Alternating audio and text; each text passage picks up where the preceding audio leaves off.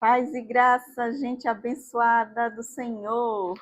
Então, que Deus abençoe você, sua casa, sua família, em nome de Jesus. Sejam todos bem-vindos para mais um devocional.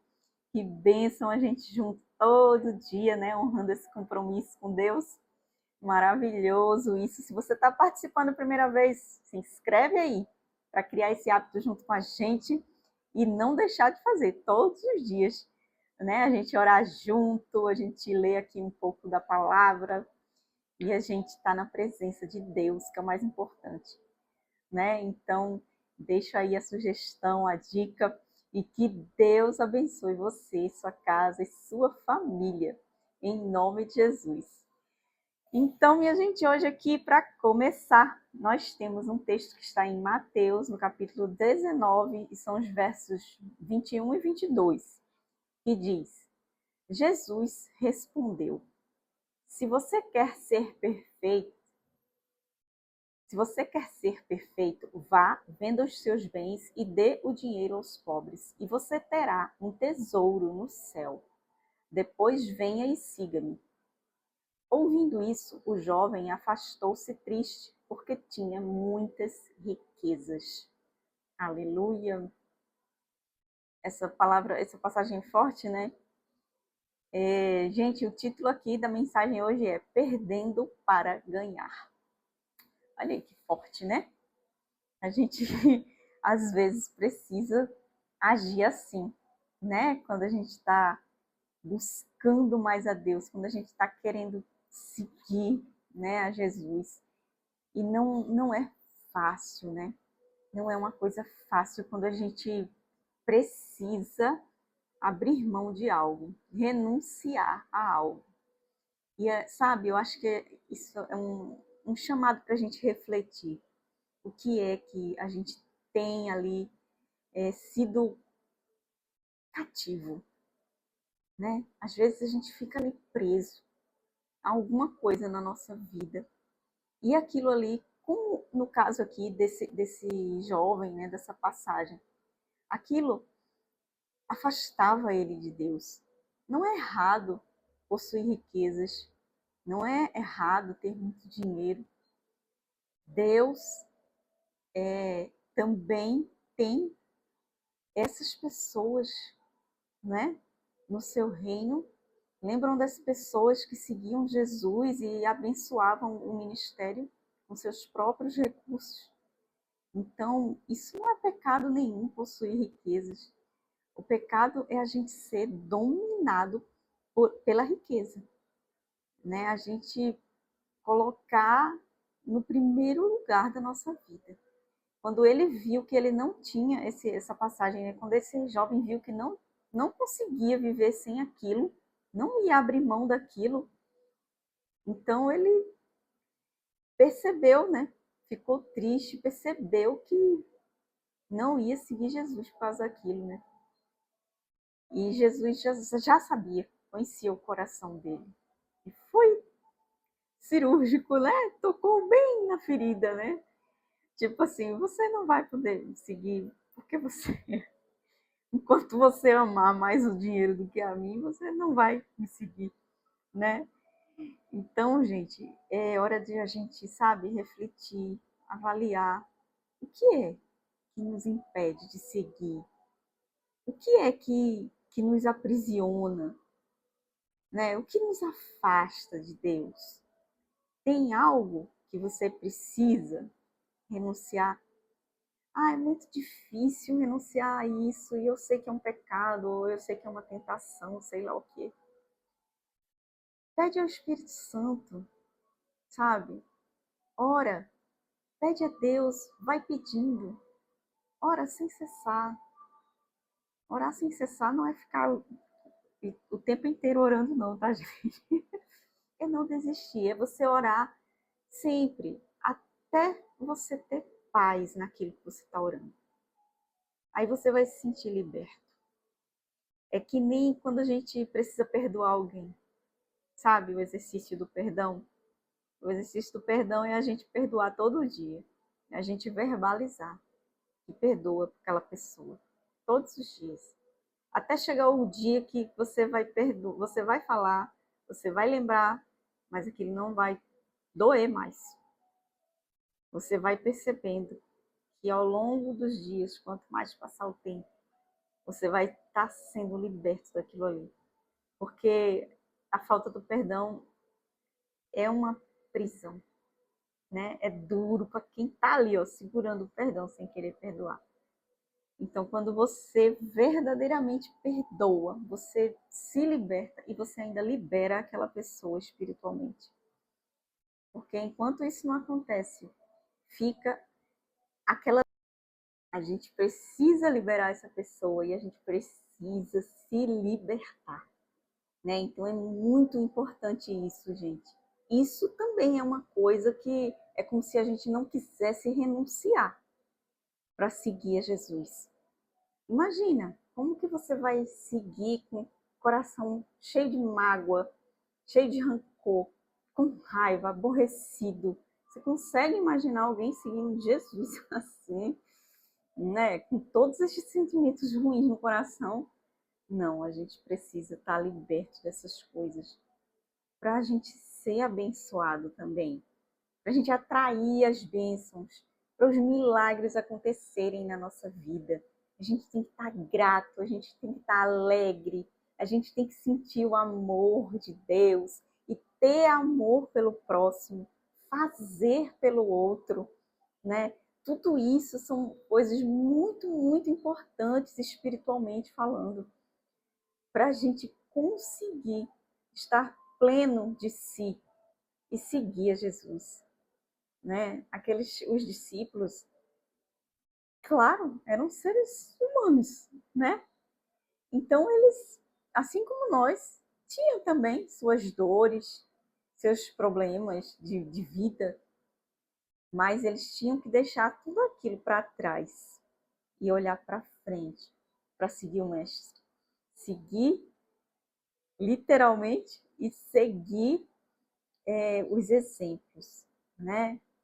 Ter atitudes que Jesus tinha, né? Tomar decisões baseados no que Jesus ensinava, né? Então, isso tudo tem sim a sua importância quando você decide seguir. E você precisa silenciar também vozes para você ouvir a voz de Deus, porque senão você fica ouvindo um monte de coisa e você confunde. Você confunde, gente. Você escuta. Olha, tem pessoas. Dica, tá? A gente não pode ouvir um montão de pregadores. A gente tem que escolher aqueles ali e ficar ouvindo, porque senão a gente fica confuso. Às vezes um diz uma coisa, outro diz outra. Ou então, às vezes, até eles falam a mesma coisa, mas de formas diferentes. E termina parecendo que são opiniões diferentes, mas não, eles estão dizendo a mesma coisa. Mas você se confunde. Então a gente precisa definir, eu vou assistir fulano, tá bom demais. Mais que 2, 3, já tô aí me embananando. Né? A gente não tem aqueles que a gente acompanha mais assim. Então, a gente tem que ver ali, né, parecido mais ou menos, porque senão, minha gente, é muita gente. A gente com a internet tem acesso a muita coisa. Então, como que a gente vai conseguir centrar, né? E até mesmo a gente definir o nosso pensamento, a nossa ideia, com tantas vozes ali inseridas, né? Então, tudo isso, gente, tem a sua importância, sabe? Quando a gente decide seguir a Jesus, né? E a gente, de fato, tem coisas que a gente tem que aprender a perder para poder ganhar, né? Tem coisas que a gente precisa aí abrir mão, porque não é compatível até com o propósito que Deus tem para a sua vida. Então vai sim ter que renunciar, vai ter que abrir mão, vai ter que perder para ganhar, sabe? A gente tem que pesar o que vale mais a pena. O que Deus tem para minha vida, o que Deus está me dizendo, ou o que essa pessoa está dizendo aqui. Então, a gente não pode estar dividido. Deus não é um Deus de divisão. Não, a gente não pode estar assim. Ou você está com ele ou não, né? Não tem como estar com o coração dividido. Imagina, você com um pé lá e outro cá, como se diz, né? Não tem como ser, sabe? E quando a gente tem um chamado, quando somos aí escolhidos, muitos são chamados, poucos são escolhidos. É difícil, gente. É difícil. Você está pronto para isso? Você está pronto para ser um escolhido? Será que você está? Todo mundo diz, se você perguntar na igreja, vocês querem ser escolhidos? Todo mundo vai levantar a mão. Mas será que essa pessoa está pronta para ser um escolhido de Deus? Muita coisa precisa ser renunciada.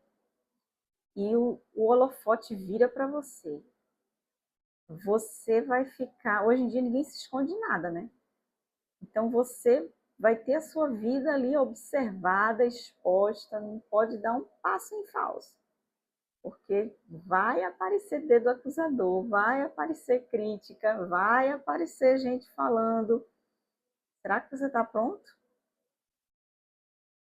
Está pronto para alguém confrontar você e dizer que você está fazendo isso errado, que não é assim que Jesus ensina e tal, e você contestar, argumentar, você está pronto para isso?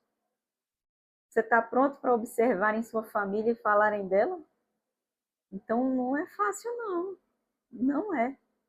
É mais julgamento, é mais crítica, é mais olho em cima de você, né? Então a gente tem que estar debaixo de uma intercessão forte, porque não é fácil. Então a gente tem que ter cuidado até com o que a gente ora, que a gente pede a Deus. Deus, me escolhe, eu quero ser um escolhido, eu quero teu chamado, eu quero que o Senhor me coloque na obra, eu quero ir fazer uma missão lá no, sei lá, num país daquele complicado lá para os cristãos, né? Será que você está pronto para isso? A gente tem que ter cuidado com o que a gente ora. E lembrar que Deus está provando o nosso coração, né? Então, vamos estar atentos. Vamos estar dispostos e disponíveis, que Deus está buscando os disponíveis e os verdadeiros adoradores, né? E deixa na mão de Deus, deixa Deus decidir. Faz, Senhor, da minha vida o que tu quiseres. É assim, a gente coloca o governo e o controle na mão de Deus, porque se Ele nos chamar, Ele vai capacitar. Então, cuidado com o que tu ora, cuidado com o que tu ora e segue quando Deus colocar na tua frente o teu chamado, colocar na tua frente o propósito da tua vida. Segue em obediência. Ele vai te preparar, ele vai te capacitar. Tá bom?